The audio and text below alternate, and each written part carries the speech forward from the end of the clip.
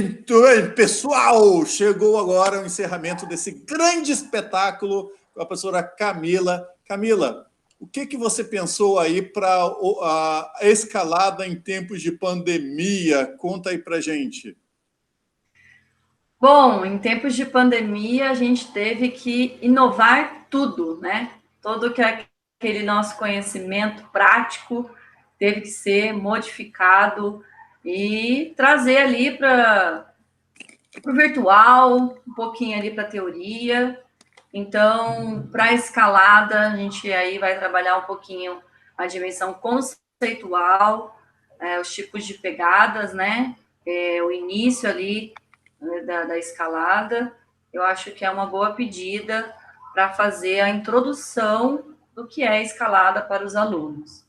Legal, e até os alunos vão conhecendo um pouco sobre a musculatura, partes do corpo, sistema ósseo, né?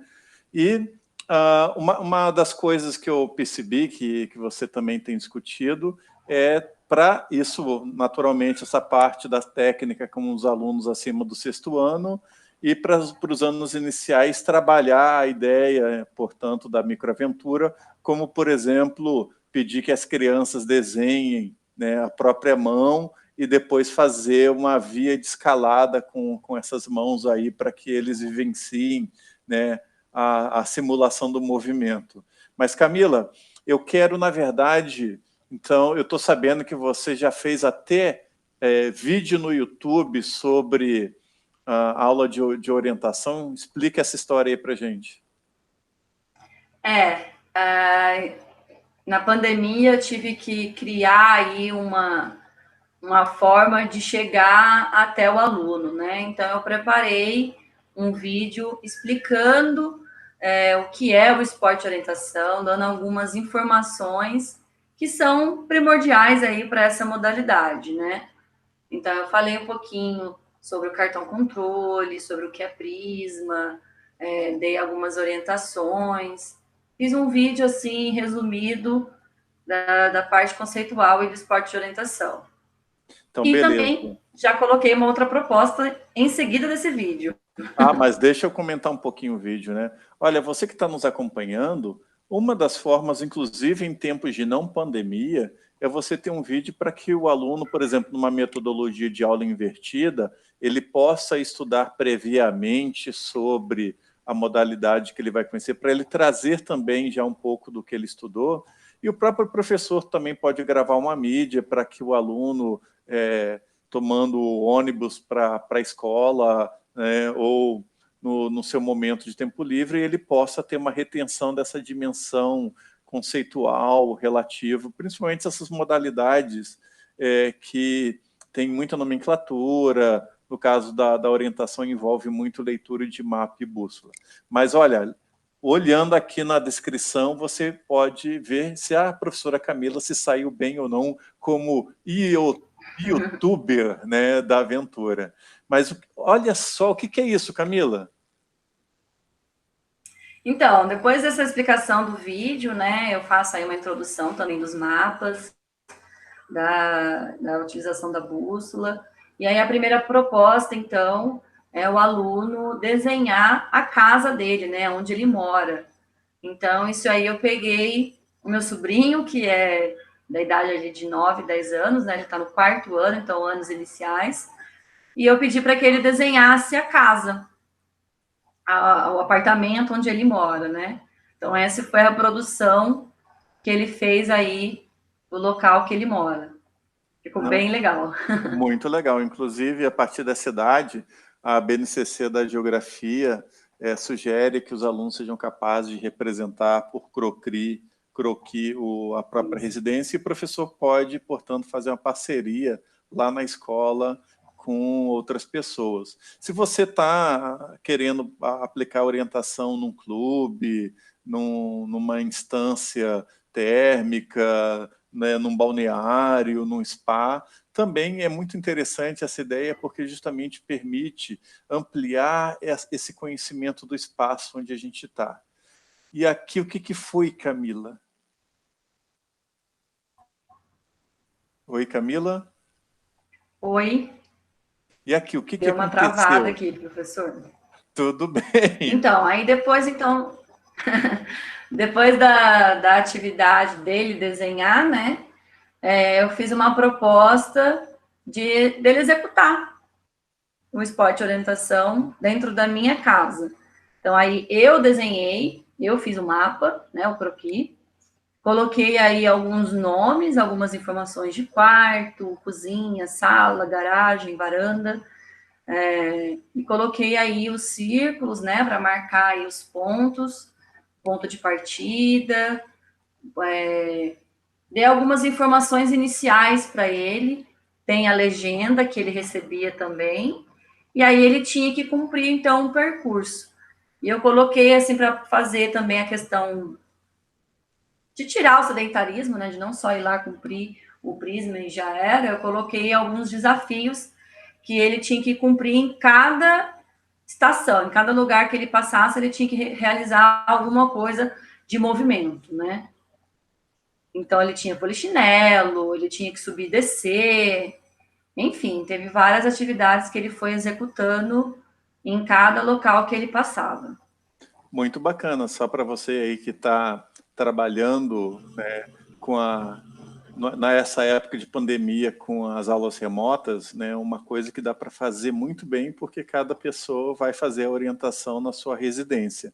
Um detalhe aqui na foto é que isso daqui não é uma seta, né? Isso é o símbolo, é o ponto de partida da orientação. Então, veja que, né, a Camila colocou o menino lá na varanda, né, e ele teve que ir primeiro para o quarto, ou ele pulou a janela, ou ele teve que entrar por outro lugar. Então, nem sempre, né, é uma linha reta que a pessoa tem que fazer. Às vezes ela tem que contornar, e a Camila soube muito bem aproveitar, né, para poder judiar bastante do sobrinho. E aqui, Camila, que coisa bonita! Olha o cartão de controle que você fez. Amei, hein? Conta aí.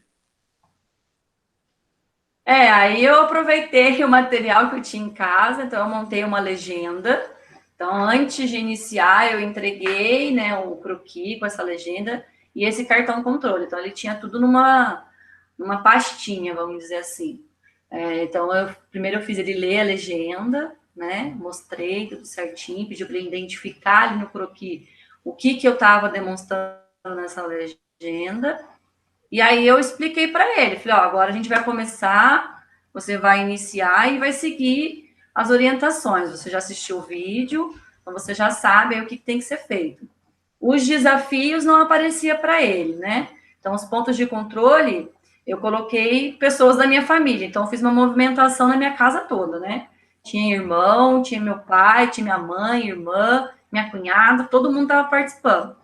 Então, eles eram os pontos de controle. Isso ali na hora, para ele, foi uma dificuldade, porque ele estava procurando pessoas, né? Mas depois de um determinado momento, ele entendeu que ele não tinha que encontrar as pessoas, e sim a sequência correta para cumprir aí o percurso. Então, quando ele chegava em algum ponto de controle, a pessoa que estava ali falava para ele, você precisa realizar 10 polichinelos, uma cambalhota, enfim, tinha várias coisas, e toda vez que ele cumpria, ele recebia ok.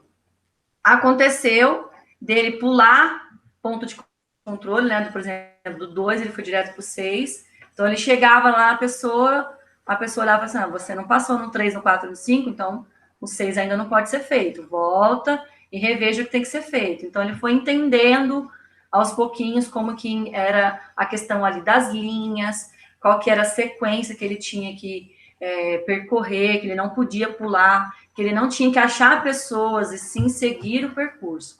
Foi muito legal. Foi uma diversão para a família toda. Olha que legal, né? Então, essa atividade trabalhou com conhecimento lógico-matemático, conhecimento geográfico, a dimensão atitudinal dele não pular, né, as etapas, mas seguir a coisa certa. E aí, Camila, até uma dica. Você pode repetir isso colocando que os membros da família realizem um movimento junto com o aluno. Aí já vira uma macroginástica de orientação aí, tá bom? É verdade. E aí, para finalizar, o que você pensou? Nessa primeira aula, então, eu não entrei ainda muito na questão dos prismas, né? Então, eu coloquei como uma sugestão para uma segunda aula abordar essa parte com os alunos. Eu acho que seria um segundo ponto de partida aí bem bacana para eles entenderem um pouquinho mais sobre o esporte de orientação. Perfeito. Então, quem está nos acompanhando aqui, nós vimos a trajetória, né, da professora Camila Pereira, que trabalhando aí na educação física escolar, tanto em colégio público quanto particular, enfrentou o desafio de dar suas primeiras aulas. Então, Camila, eu queria muito essa entrevista contigo, porque eu acho que dar o primeiro passo é sempre muito difícil, e o nível de qualidade, de dedicação que você empreendeu, não sendo, né, uma expert na aventura, mas assumindo a ideia que se nós professores ensinamos, nós professores também podemos aprender, né? Então você representa essa filosofia aí do que eu chamo de boas práticas e professores que saem aí da zona de conforto. Eu deixo então para a gente encerrar essa entrevista, que foi um grande reencontro, para você poder passar uma mensagem, caso você queira concluir, né? Então, sempre a convidada fica com a palavra final, é contigo. Primeiramente, queria agradecer a você, professor, pelo convite, fiquei muito feliz. Realmente não esperava, justamente pelo fato de que eu não sou experiente, né, nos esportes de aventura, mas foi muito gostoso participar do curso. Confesso que quando veio a pandemia a gente ficou ali um pouco, putz, e agora vai ter que parar, tá tão gostoso, aprendendo, e mesmo assim a gente viu que é possível, a gente consegue inovar sempre. O professor, de uma maneira geral, não só da educação física, mas o professor, ele tem a capacidade de inovar e adaptar tudo. A nossa área, vou agora puxar uma sardinha para a educação física, ela é abrangente demais, né? A gente consegue andar em todos os assuntos, consegue casar com outras disciplinas, então a gente tem que inovar mesmo, tem que buscar conhecimento. Eu falo por experiência própria, a minha formação, né, de criança, minha vivência de adolescente foi mais natação, vôlei, dança, balé, e eu nunca passei por algo desse tipo, então eu sempre tive dificuldade de executar, de aprender, de explorar. Mas com o curso eu pude ver que é possível, a gente consegue criar coisas novas.